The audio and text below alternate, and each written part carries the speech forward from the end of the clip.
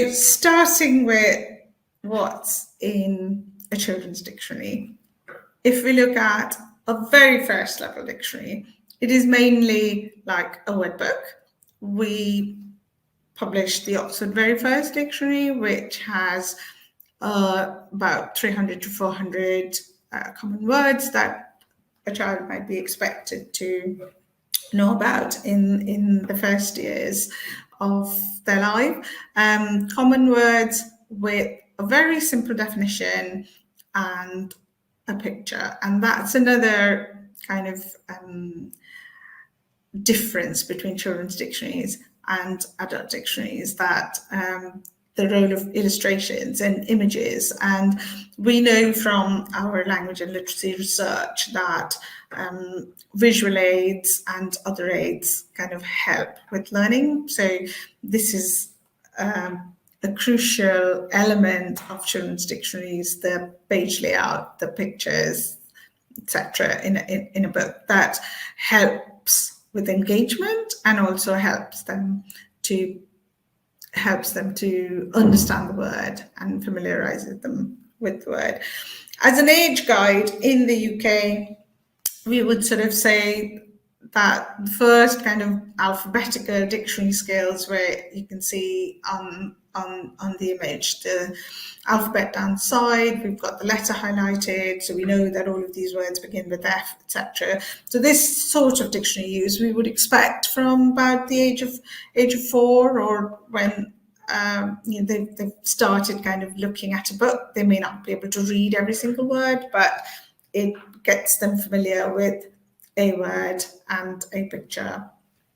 So this is kind of like an age guide for children learning English, sort of based on the UK and the UK national curriculum, but probably it could be the same in other countries, depending on when they start to learn English, of course.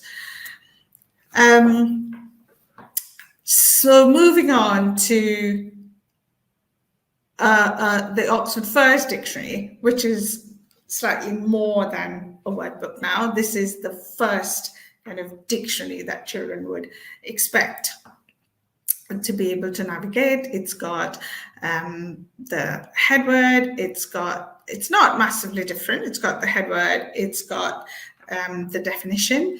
It also has some of the associated inflections, like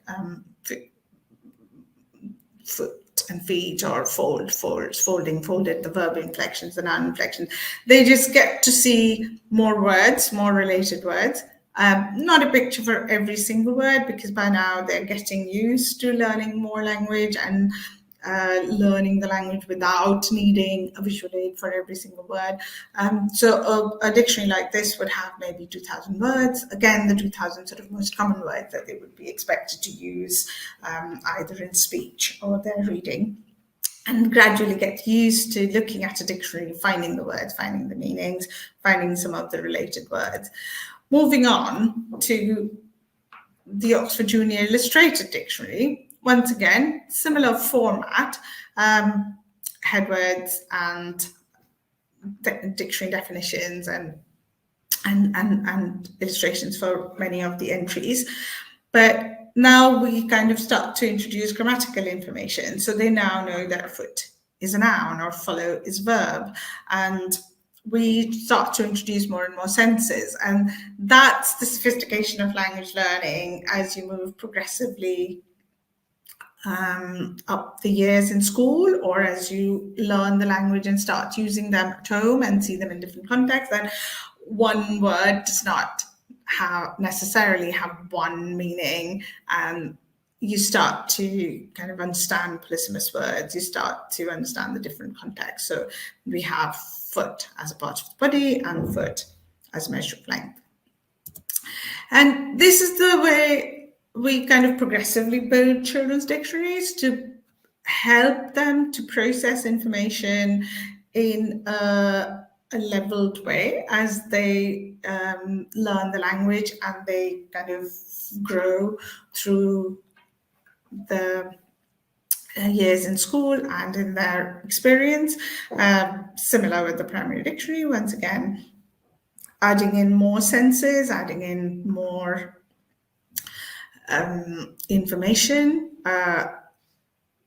Now we kind of start to add in not just the inflections, but also derivatives. So if you have a word like foolish, you know that in the same word family, you also have foolishly or foolishness.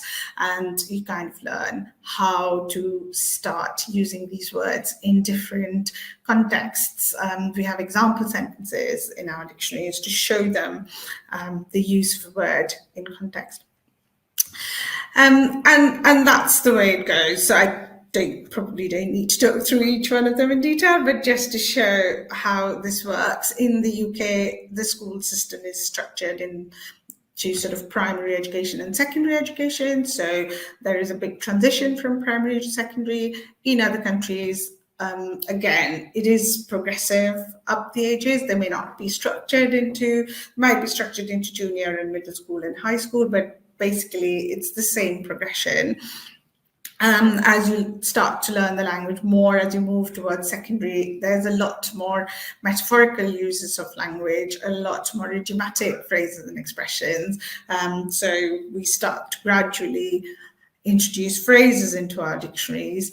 We also introduce kind of little panels and more information, language information, grammatical information, as we go through the ages. So as I said, in the UK at age 11, you would move to kind of secondary school. And so a dictionary like the Oxford English Dictionary for Schools would probably have about 20,000 headwords by now, and a lot of information, language information about etymologies, word histories, usage notes to help children know how to use certain words or what to look out for, confusable words, various other aids in their use of language if they use this as a reference tool. And then going up to the Oxford Students Dictionary, this would be the one that would take children in the UK towards GCSEs, or you would expect in India to use this kind of a dictionary for the ICSE or CBSE or any other state board examinations, where you have a lot of information for any word in any context. And by then, you've kind of got more sophisticated so that you know what to look for in a dictionary, how to find that information, how to use it. We have lots of registers which tell you whether the word is informal or whether it is historical or whether it is that particular sense might be used in particular subjects. So we have a lot of information in these dictionaries.